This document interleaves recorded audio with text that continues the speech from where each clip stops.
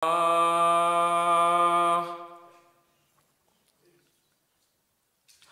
على الصلاة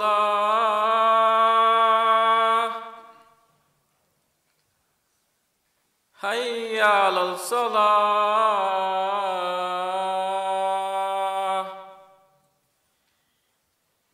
حي على الفلاح حي على الفلاح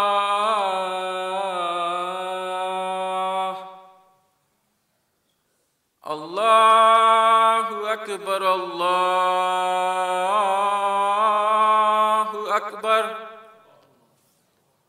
لا إله إلا الله.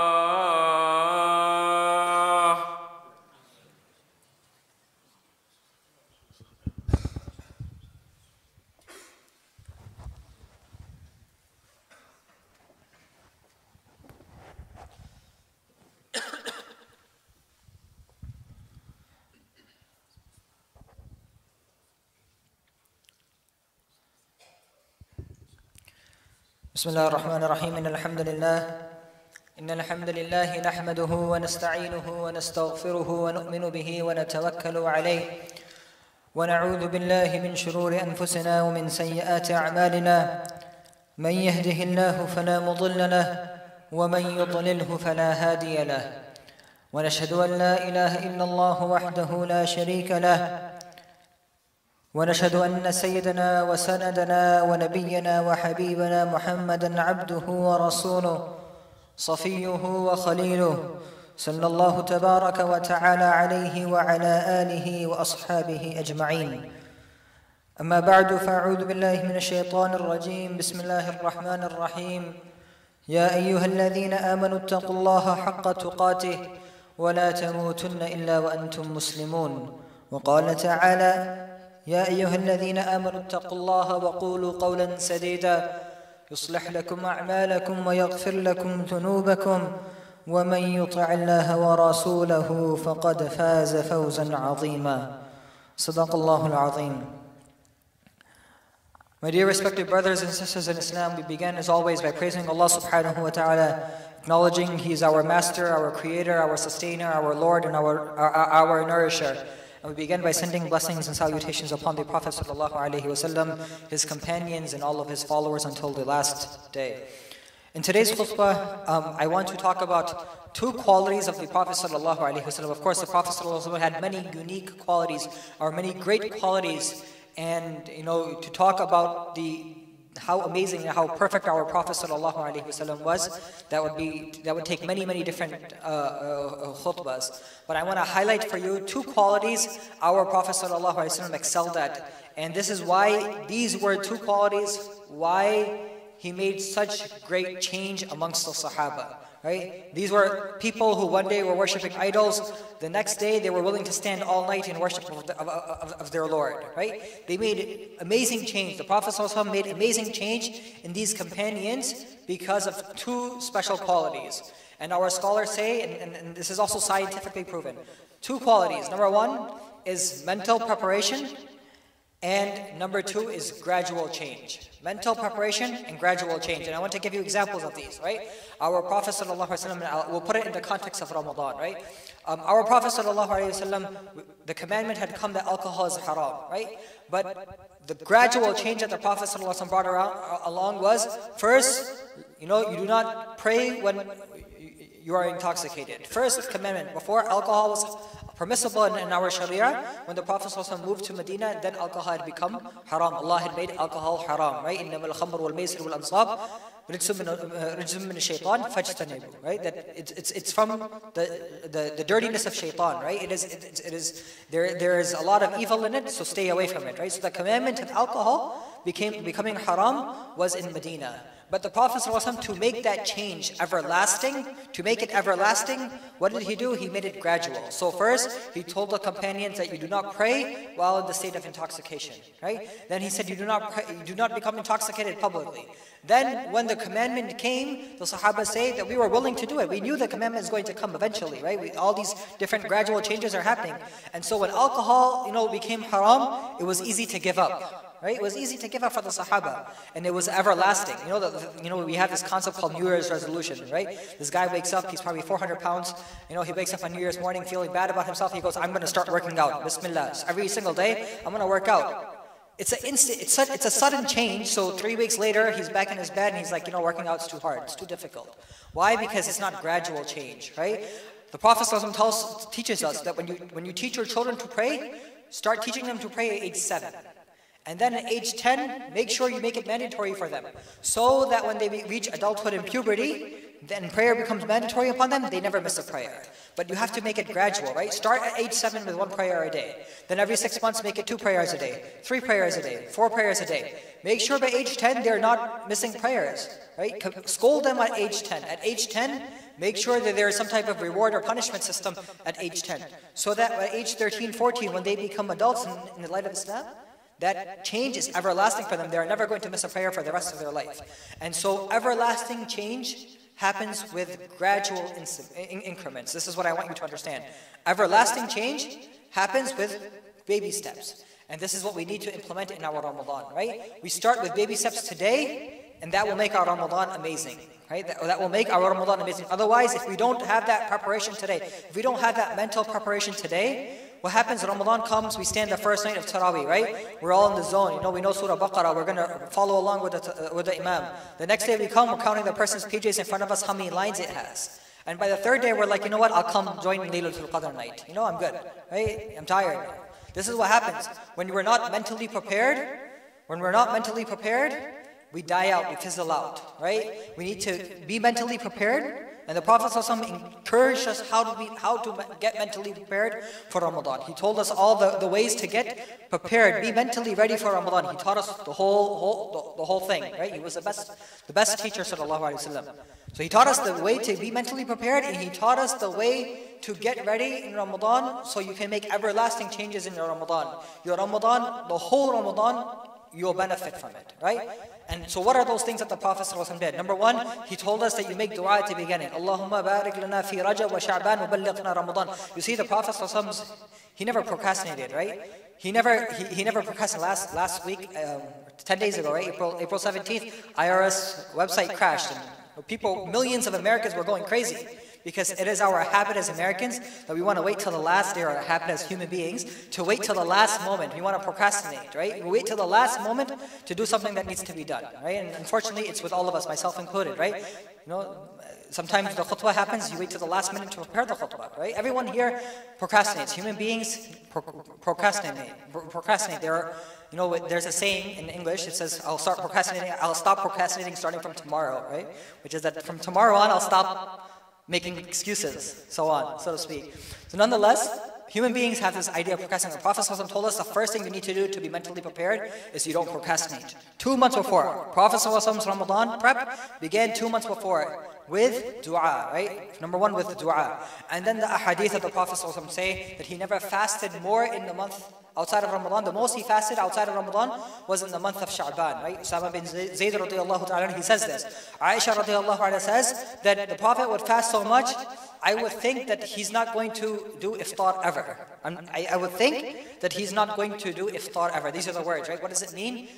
The Prophet ﷺ, he had 2 types of fast, right? This is something unique about our Prophet ﷺ. It is haram in our faith to do this. It was allowed for the Prophet, but it is not allowed for us. And that is called a sawm al-wisal, continuous fast. For the Prophet ﷺ, he did not have to have suhoor, he did not have to have iftar, right? He did not need to have something to eat before and have something to break his fast afterwards. He was allowed to have a fast for more than 1 day. He was allowed to have a fast for 1 day, 1 night. He was allowed to have a fast for 2 nights, 3 nights. And so Aisha radiallahu anha says that in the month of Sha'ban, the Prophet would practice this habit of sawm al-wisal so much that I would think he would never even make iftar. Right? Like he would not even do iftar.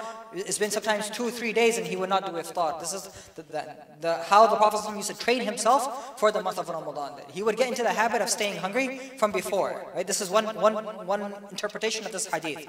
Other muhaddithin, they say, what does it mean by iftar? It means to not fast. Right? The meaning of iftar itself means breakfast. Right? So the Prophet would fast so much that we would think that there would not be a single day where he wouldn't fast. Meaning that he would fast almost the whole month of Sha'ban, right? 2 meanings. So the Prophet used to excessively fast, and he used to train himself to get ready for the month of Ramadan. This was his month, Ramadan prep, right? And he taught us this is how you get prepared for Ramadan. Because if we don't start practicing our, we have less than 17, 18 days till Ramadan, right? The Fiqh Council of North America, which our masjid follows, they announced that Ramadan is May 16, which is 16 plus 3, right? 16 plus 3, so 19 days away, right? You have 19 days till Ramadan. If we don't get into that mode of preparing ourselves, our mind and our body, both, preparing ourselves for Ramadan, our Ramadan will come, the first 3 days will be rejuvenated. We'll be, in the zone. We'll be excited about Ramadan. We'll think to ourselves, we're going to make use of Ramadan. But what's going to happen 3 days later? We're going to get tired of Taraweeh. We're going to get tired of praying again in Jama'ah. Or get tired of reading our Quran, right? Extra Quran that we've had, we're going to get tired of that. And we'll think to ourselves, you know what? The last 10 nights come, they're odd nights, I'm going to stay awake at night. And what happens? We come here the first night, and we stay awake at night doing ibadah. The second night, we're halfway through, we're like, you know what? Let me just go get Tim Hortons or Dunkin' Donuts. And unfortunately, everything is closed at 2 a.m. So you have to drive 20 minutes to get coffee, right? And that's what happens. You waste 20 minutes of, maybe an hour of your night. And then the third night, you waste the whole night. And you get tired of performing ibadah at night. And then you think to yourself, you know what, 23rd, 24th, 25th, 26th, it's okay. You know what, as long as I'm here for the 27th night, I'm good, right? As long as the 27th night, I get it, I'm good. And when the 27th night comes, we get tired after an hour or two. Oh man, the imam made too long of a dua, or too long of a salah that day, right? Why did the 27th have to be on a Wednesday night, or Monday night? I have work tomorrow, I gotta get to sleep. Let me take a 1 hour nap, and then I'll do ibadah the rest of the night. And this is what happens. We lose the most important night because we forget to prepare before, right? This is the reason why, is because we forget to prepare before. So 2 things our Prophet ﷺ taught us, and we'll end with this inshallah. Number 1 is that we have to be mentally ready for Ramadan. Mentally ready for Ramadan. Prepare ourselves from before. Read books about Ramadan. Read books about how to get into the mode of Ramadan. Read books about how the Prophet spent his Ramadan. Read books about how the scholars spent Ramadan, right? Number 1. Get mentally ready. Start, a halaqah every evening with your kids at home, right? Talk about things you want to do in Ramadan. Make a schedule of what you're going to do in Ramadan. If you're going to finish the Quran, make a schedule, right? That I'm going to go to work from this time to this time. I'm going to take less hours of work. Or maybe during my lunch hour, I'm going to do this instead, right? I'm going to read the Quran. Or maybe, instead of having breakfast at this time, I'm going to read the Quran because I'm fasting and I don't need to have breakfast. But make your schedule, right? So mentally, you're ready. You're thinking about Ramadan day and night, right? This is how you're mentally ready. That every moment of your life, you're thinking about it. That you realize Ramadan is important and it needs to be done. And then you train yourself, right? That means that you don't start reading Quran from the first of Ramadan, you start reading Quran from now. So my goal is that during Ramadan, I'm going to read Quran 1 hour a day or 2 hours a day. That goal starts from today. That goal means that we start from 5 minutes, 10 minutes a day, right? There is a saying in Arabic, نهر على نهر إذا اجتمعت يكون بحرا, right? That a small drop of water, right? The scholars say a small drop of water, it keeps on dripping, it becomes a puddle. That puddle keeps on getting bigger and bigger, it becomes maybe a small, a large or a small lake, then it becomes a large lake, then it becomes a sea, then it becomes an ocean. But every ocean began with a drop of water, meaning that if you want to make large changes, you want to have everlasting changes, you want your whole Ramadan to be amazing, then you start with something small at the beginning. So your goal from today, inshallah, should be that when we walk out of here, we're going to make a schedule and we're going to start with that schedule today, right? So my goal, inshallah, for Ramadan is going to be to finish the Quran 2 times, and 3 times, or 4 times, right? Or to, pray this many extra rak'ah, or to stay awake at nighttime, spend the night in ibadah, don't miss the Hajj prayer, right? This is, for some people, and this is unfortunate reality of ours, for some people their Ramadan goals is they're going to have no samosas or no fried goods, or they're going to go on a kale diet or something, right? It's good, yeah. Health-wise, it may be good, but it loses out on the spirituality part of Ramadan. The spiritual part is that we need to connect back to Allah in the month of Ramadan, and it begins from today, right? So we go home, whatever goal that we make, we start it today, right? It's not going to be the whole goal, but we go slow. We train our body to get used to hunger. We train our body to work and fast at the same time. We train our body to stay awake at night, to stand for long periods of time. right? And we train our body, we train our body to sit down with tranquility. We train our mind to not get tired when we read the Quran, right? This is the way our Prophet ﷺ told us to get ready for Ramadan, right? What did he do? He made dua at the beginning. His Ramadan prep began in Rajab, a month ago, right? His Ramadan prep began a month ago. We're procrastinating already as it is, right? As human beings, it's natural for us, right? And then he began in Sha'ban by excessively fasting.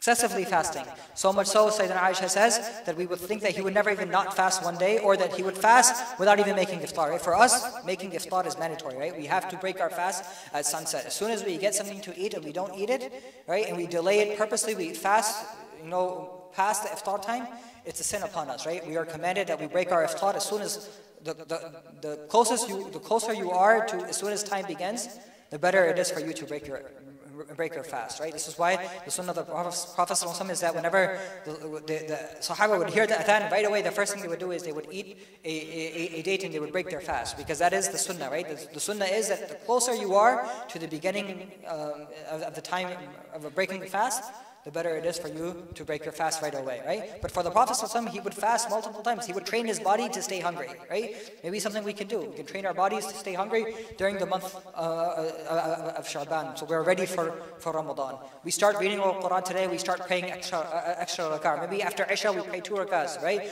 Whatever Quran that we know, we read it in our prayers, so we're used to standing up. Because what happens is the first day we stand for 20, the second day we're like, you know what, I'm tired, 8 rak'ahs, alhamdulillah, I'm good, right? And then the next day it's like, you know what, 8 rak'ahs is too much, maybe 4, right? Me, I'll skip Tarawih today, let me just pray at home, I don't have to read the long one, I can read 8 rak'ahs in 2 minutes, right? I can do that instead. This is what happens to us, we make excuse upon excuse when we're not ready for it. And so our Prophet ﷺ told us, be ready 2 ways, gradual change to make everlasting changes, right? Every ocean began with a drop of water. Every mountain began with a small stone, with a small pebble, right? So if we want to aim to have our Ramadan large, we begin today by making small steps, right? That should be our goal, and we increase upon it every single day.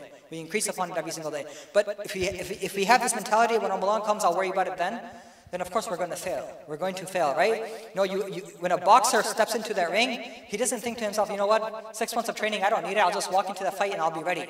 No boxer thinks that. He's going to get knocked out in 40 seconds, right? Every boxer trains for 6 months before he before he gets into that ring. Because preparation before is what leads to success, right? There's a saying, it's the 5 P's, right? Proper preparation prevents poor performance, right? This is something that I learned in business school. 5 P's. Always remember this. If you want to do anything and you want to be successful at it, proper preparation prevents poor performance, right? This is what the Prophet ﷺ taught us, right? That you want to maximize your Ramadan, you properly prepare for it, right? Otherwise, you're going to have poor performance in Ramadan. And I'll leave you with saying, our Sahaba, one of the Sahaba, he says, when the Prophet ﷺ would prepare for Ramadan, we would prepare with him, right? And the effect of that preparation for us was that after Ramadan finished, for 6 months, we still had the effect lingering upon us, right? So for 6 months after, when you have proper preparation of Ramadan and you perform in Ramadan, for 6 months, the Sahaba said, for 6 months we still felt spiritual all the time, right? We were still spiritually high for 6 months afterwards.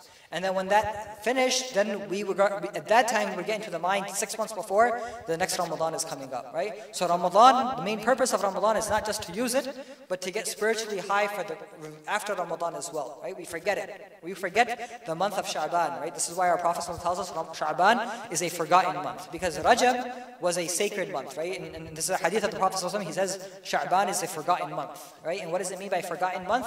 Because Ramadan we have excessive ibadah. The month of Ramadan, the month of Rajab was a very sacred month according to the Arabs, right? There were actually 4 months the Arabs used to believe are very sacred, right? Arba'atun Hurum, right? The 4 sacred months, right? Dhul Qa'dah, Dhul Hijjah, Muharram, and the month of Rajab. And so the Arabs at that time, they would not have any war. If there was a war going on or a tribal fighting going on between people or arguments going on between people, they would settle it before the month of Rajab began, or they would stop, put it on pause, and after Rajab began, after Rajab ended, they would start fighting again, right? There was only one one clan in all of Arabia. Its name was Banu Ghifar. They didn't believe in this, right? So they would still have war during the month of Rajab, right? Abu Dharr al-Ghifari was one of the companions of the Prophet ﷺ. He came to Mecca, he accepted Islam, right?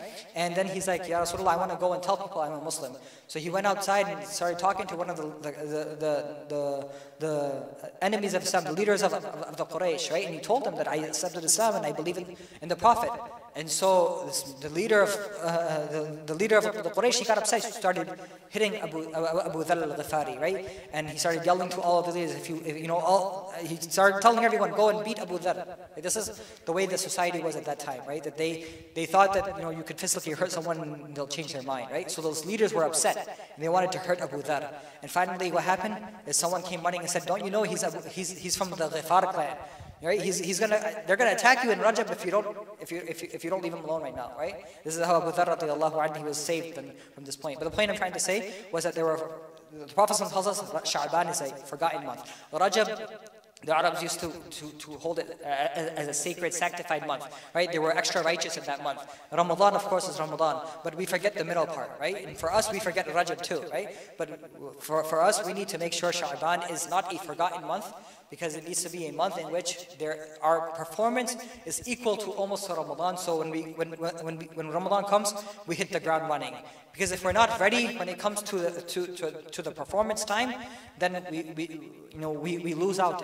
We lose out, right? It will lead to poor performance at that time. So may Allah subhanahu wa ta'ala give us all the ability to be mentally ready for Ramadan and to make such change that it becomes everlasting change, right? That Ramadan lasts for us the whole month and we don't die out 10 days in, 15 days in, or the last 3 days we don't die out of this. We end Ramadan on a spiritually high note, and afterwards as well we continue that being spiritually high for 6 months afterwards as well. Subhanallah wa bihamdihi, subhanallah al-azim.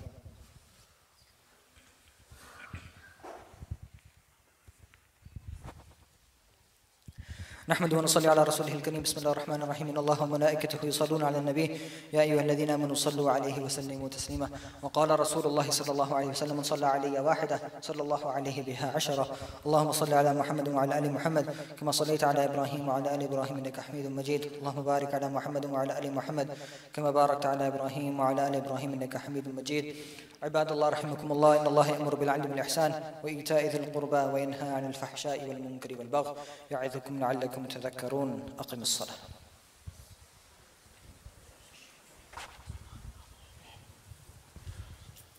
الله أكبر الله أكبر الله أكبر الله أكبر أشهد لا إله إلا الله أشهد لا إله إلا الله أشهد أن محمد رسول الله أشهد أن محمد رسول الله حي على الصلاة حي على الصلاة حي على الفلاح حي على الفلاح قد قامت الصلاة قد قامت الصلاة الله أكبر الله أكبر لا إله إلا الله.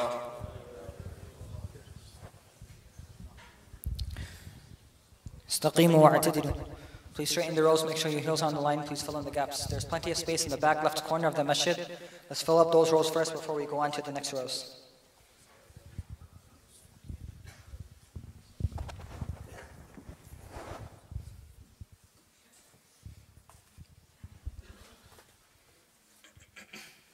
Allahu Akbar.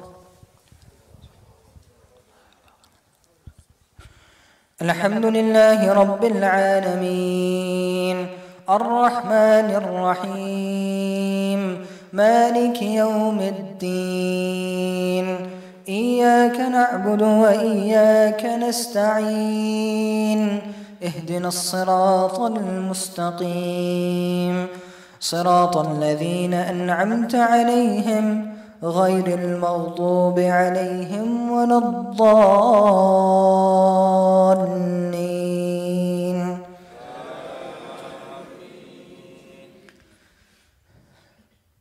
سبح اسم ربك الأعلى الذي خلق فسوى والذي قدر فهدى والذي أخرج المرعى فجعله غثاء أحوى سنقرئك فلا تنسى إلا ما شاء الله إنه يعلم الجهر وما يخفى ونيسرك لليسرى فذكر إن نفعت الذكرى سيذكر من يخشى ويتجنبها الأشقى الذي يصلى النار الكبرى ثم لا يموت فيها ولا يحيا قد أفلح من تزكى وذكر اسم ربه فصلى بل تؤثرون الحياة الدنيا والآخرة خير وأبقى إن هذا لفي الصحف الأولى صحف إبراهيم وموسى. الله أكبر.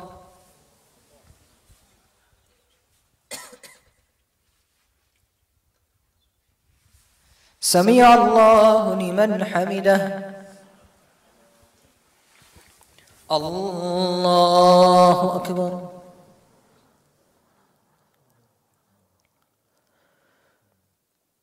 الله أكبر.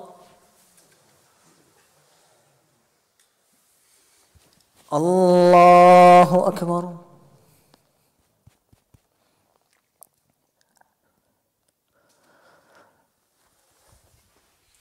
الله أكبر.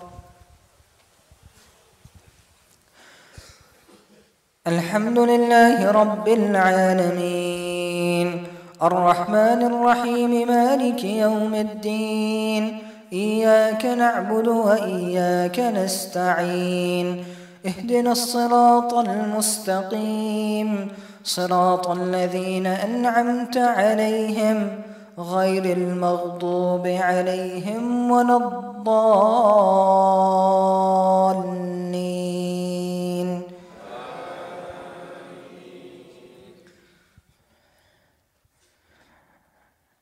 قل يا أيها الكافرون لا أعبد ما تعبدون ولا أنتم عابدون ما أعبد ولا أنا عابد ما عبدتم ولا أنتم عابدون ما أعبد لكم دينكم ولي دين. الله أكبر.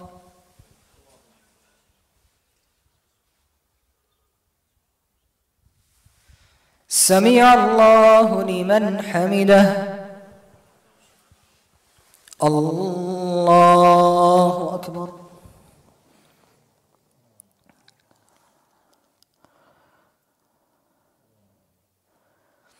الله أكبر. الله أكبر.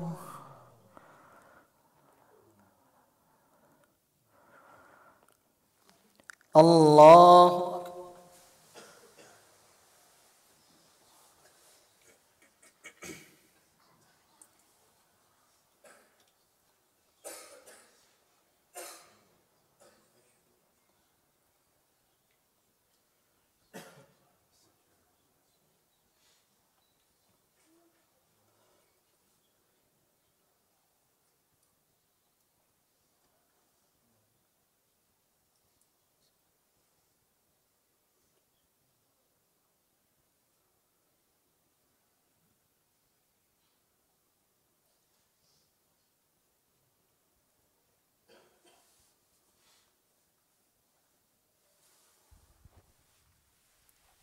السلام عليكم ورحمة الله. السلام عليكم ورحمة الله.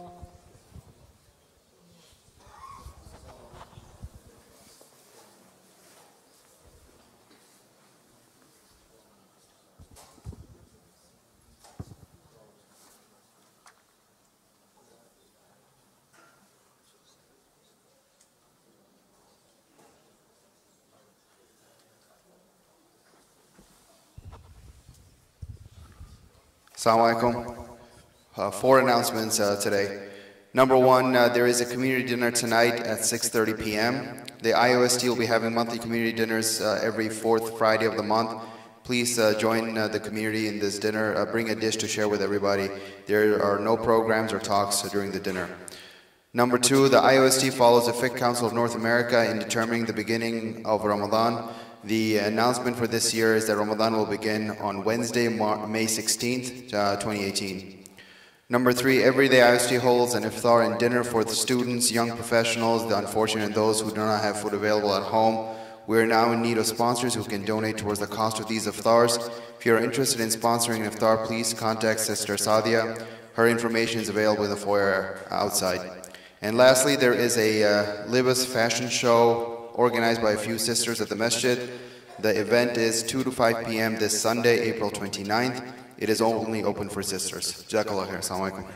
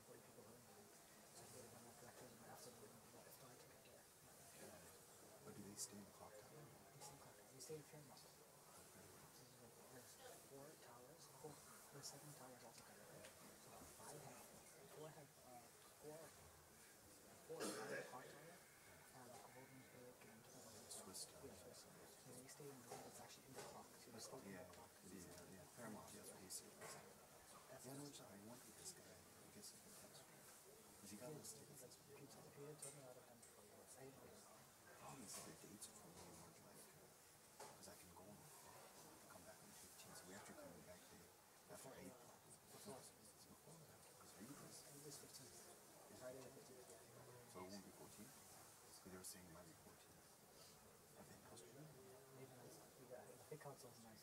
Our method follows calculations. They already know for 8 years what everything is like. So for the next 8 years, we know what Ramadan is. But Saudi doesn't do it. They announce it the day before because they follow the site. So for Saudi, it's here before 2 years. No, inshallah. That was one of those things I'm off and before I start fellowship. Yeah. It's crazy expensive. I just wish you would have told me before I got it for you. I feel bad if it's almost like $2,000 more for this. I don't need something. That's priceless. You know why? Because this guy